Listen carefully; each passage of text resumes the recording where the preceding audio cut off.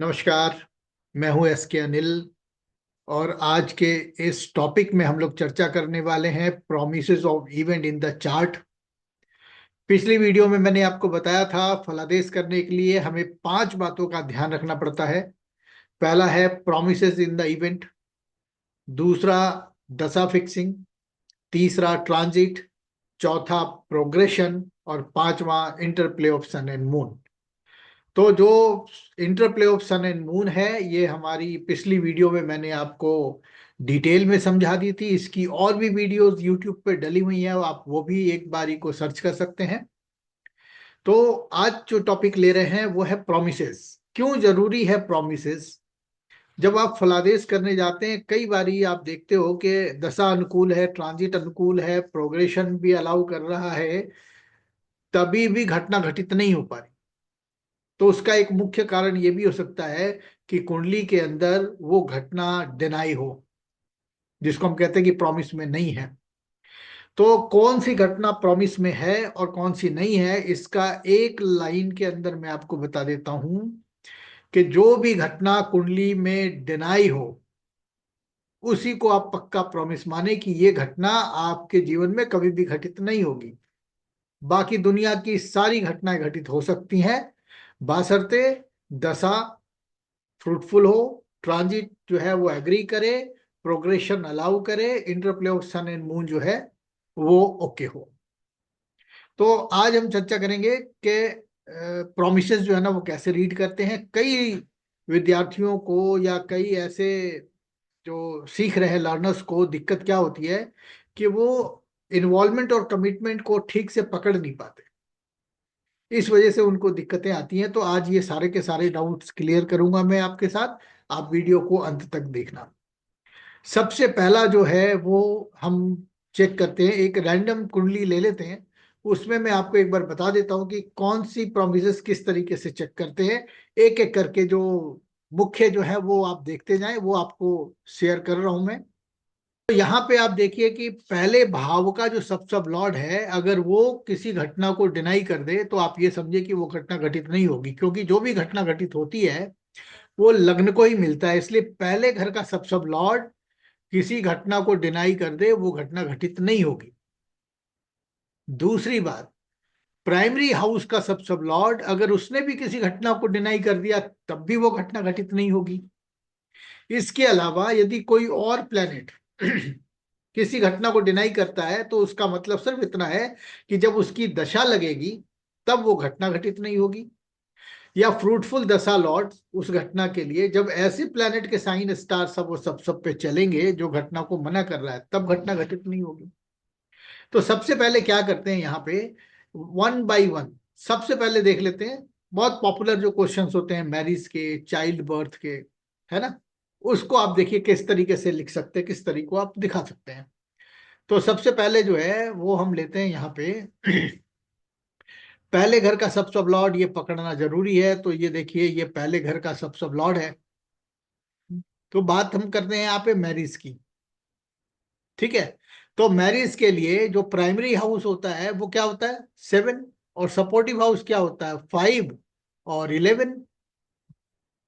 ये कैसे भी आ सकता है, यानी कि एसटीएल पे या पीएस में ये 7वां घर आ सकता है, और सब लॉर्ड के अंदर 5 या 11 आ सकता है।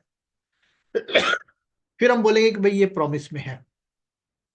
अगर पहले घर का सब लॉर्ड ये अपने पीएस और एसटीएल में ना तो 7 में जा रहा है, ना 5 में जा रहा है, ना 11 में जा रहा है, और पहले घर के जो सब लॉर्ड का जो सब लॉर्ड है वो भी 7 में नहीं जा रहा है, 5 में नहीं जा रहा है, 11 में नहीं जा रहा है, इसका मतलब ये नहीं हुआ कि मैरिज नहीं होगी। ये मैरिज का डिनाइल नहीं है। मैरिज का डिनाइल जो होगा वो पहले घर का या 7वें घर का जो सब लॉर्ड है, अगर इसने 7 की इन्वॉल्वमेंट में यहाँ पे 6 दे दिया है, 6+4, 6+10, 6+12, विदाउट विदाउट यहाँ पे 5 और 7 और 11 के, तो हम बोलेंगे कि इसने डिनाई कर दिया, अब ये घटना घटित नहीं होगी। ठीक है ना। इस तरीके से आपको देखना होता है। तो इस कुंडली में अगर हम देखें क्या मैरिज प्रॉमिस में है, तो यहाँ पे पांचवा घर की इन्वॉल्वमेंट है, सातवें की इन्वॉल्वमेंट है, 11 की इन्वॉल्वमेंट है। बाकी घरों से कुछ लेना देना नहीं है। और सब लॉर्ड में भी 5 आ गया, 7 आ गया, 11 आ गया, सब लॉर्ड में भी 5 आ गया, तो हम क्या बोलेंगे कि लग्न ने मैरिज जो है वो प्रॉमिस किया हुआ है। फिर बारी आती है सातवें घर के सब लॉर्ड की। तो सातवें घर का जो सब लॉर्ड है वो यहाँ पे 5 दे रहा है, 11 दे रहा है ना। 5 दे रहा है और 5 दे रहा है। यहाँ पे आप मैरिज का डिनाइल कहीं भी नहीं देख पा रहे हो, है ना। मैरिज का यहाँ पे जो 6 है, ये 7 का डिनाइल होगा। लेकिन जब स्टार लेवल पे 7 है ही नहीं है, तो 6 किसको डिनाई कर रहा है। इसीलिए यहाँ पे आप देखिए सातवें घर का सब लॉर्ड भी मैरिज को प्रॉमिस कर रहा है। अब यहीं पे बहुत सारे विद्यार्थियों को दिक्कत क्या होती है कि सर यहाँ तो 6 आ गया है, 7 आया ही नहीं है, तो डिनाइल हो गया। ऐसी बात नहीं है। इन्वॉल्वमेंट में 7 हो, सब में 6 हो, तब 7 का डिनाइल है। बात समझ में आ गई। हाँ, बहुत परेशानी तब खड़ी हो जाती है जब आपका जब आपका पहले या सातवें घर का जो सब लॉर्ड है, ये अपने स्टार लॉर्ड के थ्रू या पोजिशनल स्टेटस के थ्रू 6 में चला जाए, 6+10 में चला जाए, 6+4 में चला जाए, 6+12 में चला जाए, यहाँ पे भी 6 आ जाए या 4 आ जाए या 10 आ जाए या 12 आ जाए, और कहीं पे भी 5 नहीं आ रहा है, 7 नहीं आ रहा है, 11 नहीं आ रहा है, हम इसको भी बोल देंगे कि भाई ये भी डिनाई कर रहा है। ना स्टार लेवल पे है 5, 7, 11, ना सब लेवल पे है, और दोनों ही जगह पे डिनायल नंबर है। तो हम क्या बोलेंगे कि ये वाला जो 7th हाउस का सब लॉर्ड है या फर्स्ट हाउस का सब लॉर्ड है, ये मैरिज के सारे अनफेवरेबल कस्पल पोजीशंस के अंदर चला गया है, इसलिए इसकी मैरिज नहीं होगी।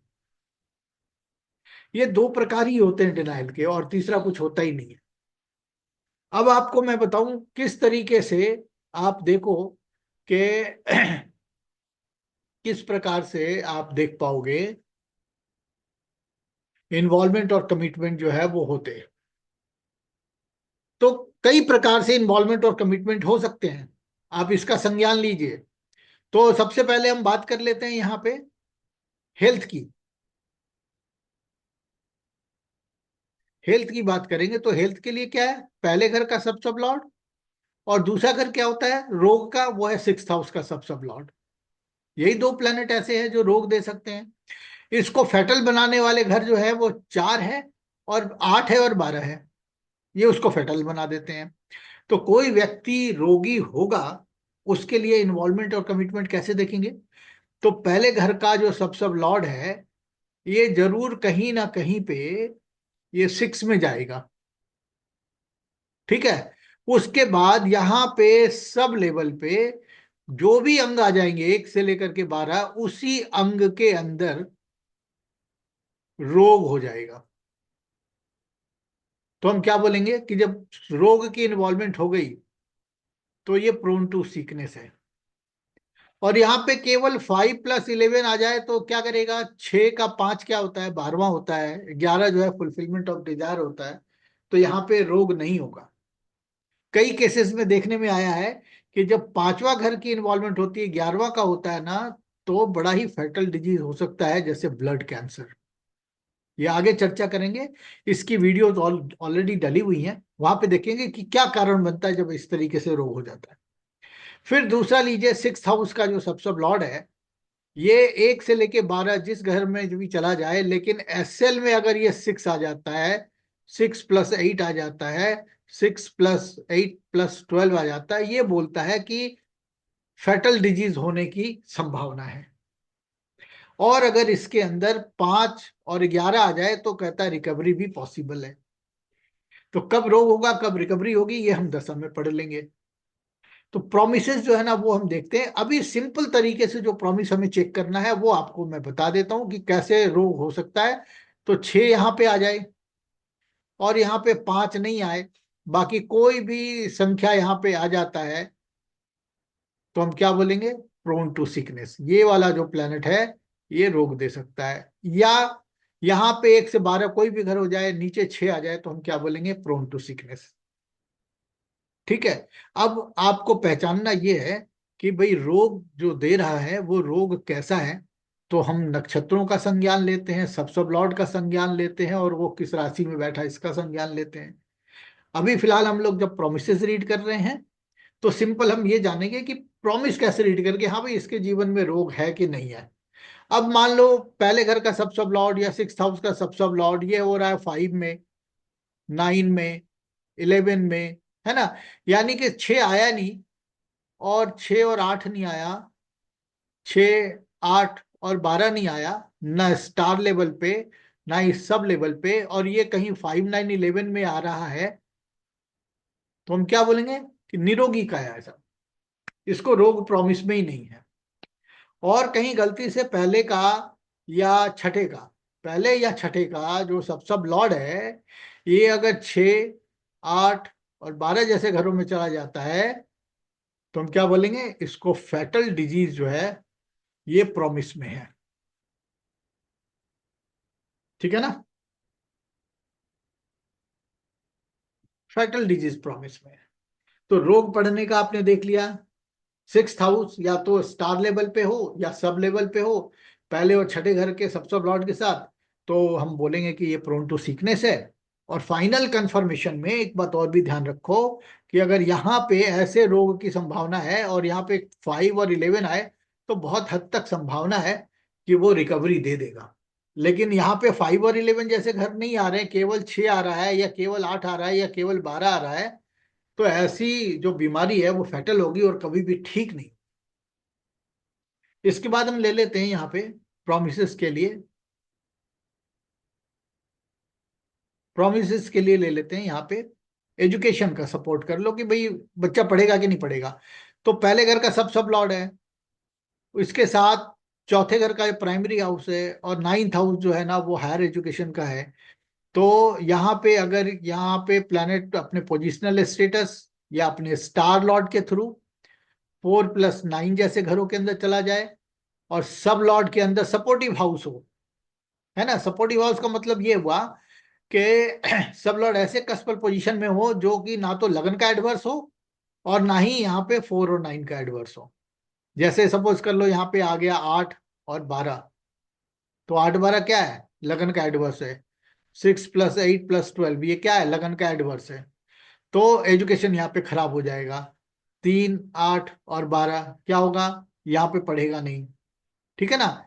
तो आप ये देख लो कि सब लॉर्ड के अंदर फेवरेबल कस्पल पोजीशंस का आना जरूरी है।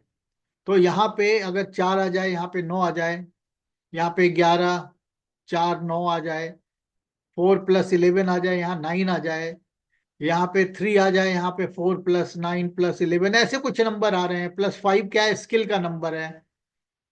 थर्ड क्या है, आपका मेमोरी का है, आपका mental inclination towards subject of study है। 4th हाउस जो है ना वो आपका प्राइमरी है, 9th हाउस जो है ना हायर है, 7th हाउस जो है ये एमबीए वगैरह के लिए हम इस हाउस को कंसिडर करते हैं, और ये 5th हाउस का मल्टीपल हाउस है, इसलिए ये भी एजुकेशन के लिए बहुत बढ़िया है। ठीक है ना। तो प्रोमिसेस रीड करने के लिए आपके पहले घर का सब लॉर्ड या चौथे घर का सब लॉर्ड या 9th हाउस का जो सब लॉर्ड है, वो अगर 4 में या 9 में जाके यहाँ पे फेवरेबल कस्पल पोजीशन में चला जाता है, तो हम क्या बोलेंगे, इसका एजुकेशन प्रॉमिस में है। ये कैसे भी हो सकता है, 11 में आके 4 हो सकता है, 9 हो सकता है, तब भी ये प्रॉमिस में है। ठीक है। तो आप इस तरीके से जो प्रोमिसेस है उसको रीड करना चाहिए। कई तरीके से इन्वॉल्वमेंट और कमिटमेंट हो सकता है। अब हम लेते हैं मैरिज को। तो जो मैरिज है वो आप देखिए किस तरीके से जो है वो मैरिज को हम प्रॉमिस में ले लेते हैं। तो पहले घर का सब लॉर्ड हो और 7वें घर का जो सब लॉर्ड है, ये अपने पीएस और अपने स्टार लॉर्ड के थ्रू 7 में चला जाए, और अपने सब लॉर्ड के थ्रू 5 या 11 में चला जाए। अब ये कैसे भी हो सकता है, 5 और या 11 स्टार लेवल पे आ जाए और 7 नीचे आ जाए, तभी भी प्रॉमिस में है। और अगर वो 5, 7, 11 में नहीं भी जा रहा है, ना अपने एसटीएल के थ्रू, ना पीएस के थ्रू, ना सब के थ्रू, अगर वो 5, 7, 11 में नहीं जा रहा है तभी भी प्रॉमिस में है। कब तक? जब तक कि पहला या सातवें घर का सब लॉर्ड 7 को इन्वॉल्व करके यहाँ पे 6 नहीं दे देता विदाउट 5, 7, 11 के, या सातवें घर का जो सब लॉर्ड है, सेवेंथ का जो एसएसएल है, वो यहाँ पे 6 आ जाए, 6+4, 6+10, 6+4+10+12, और यहाँ पे 7 नहीं आए, तो अभी भी ये डिनाइल है। दो ही तरीके से डिनाइल होता है, ठीक है। तो मैरिज के लिए जो है ना, आपने देखा प्रोमिसेस कैसे रीड करेंगे। अब इसके बाद लेते हैं बारी चाइल्ड बर्थ की। तो चाइल्ड के लिए पहले घर का सब लॉर्ड और पांचवें घर का सब लॉर्ड, अगर इसने 5 के इन्वॉल्वमेंट में 2 या 11 दे दिया, या 2 या 11 के इन्वॉल्वमेंट 5 दे दिया, तुम क्या बोलेंगे भाई प्रॉमिस में है। या अगर वो 2 में नहीं जाता, 5 में नहीं जाता, 11 में नहीं जाता, तभी भी प्रॉमिस में है। कब प्रॉमिस में नहीं होगा? पहले घर का एसएसएल हो या पांचवें घर का एसएसएल हो, ये अगर अपने एसटीएल के द्वारा या अपने पीएस के द्वारा यहाँ पे देख क्या देगा, 4, 10, 8 और 12, ये सब पांचवें का एडवर्स है, और सब लॉट के अंदर 5 नहीं आए, तो ये डिनाइल हो गया। दूसरा कंडीशन क्या है कि यहाँ पे 5 आ जाए और नीचे में आ जाए 4, है ना, 4 और 8, 4 और 12, ठीक है नहीं, विदाउट 5, विदाउट 2, विदाउट 11, तो ये डिनाइल है। तो किसी भी घटना का प्रॉमिस रीड करना बहुत जरूरी है, और प्राइमरी और सेकेंडरी हाउस जो है उसका भी आप जो है वो ध्यान रखना है, किस तरीके से आपको प्रोमिसेस रीड करना है। हर घटना के लिए एक प्राइमरी हाउस होता है, उस घटना को स्वरूप देने के लिए हम सबलॉर्ड का अवलोकन करते हैं। यदि सबलॉर्ड फेवरेबल कस्पल पोजीशन में है तो हम उसको कह देते हैं कि भैया ये घटना प्रॉमिस में है, और यदि नहीं भी है प्राइमरी और सपोर्टिव में, पर वो डिनायल नहीं है, तभी भी वो घटना प्रॉमिस में है। और ऐसे ग्रह जो उस घटना को कुंडली में दे पा रहे हैं, चाहे वो पांचवें घर का सब लॉर्ड है वो भी मैरिज दे रहा है ना, तीसरे घर का सब लॉर्ड है वो भी मैरिज दे देगा, 9th हाउस का सब लॉर्ड है वो भी मैरिज दे देगा। तो कौन सा प्लैनेट मैरिज दे सकता है, उसके लिए क्या प्रक्रिया है, वो हम सब दशा में सीखेंगे। अभी हमने प्रॉमिस से सीखा है, अभी के लिए इतना ही फिलहाल। शुक्रिया, धन्यवाद।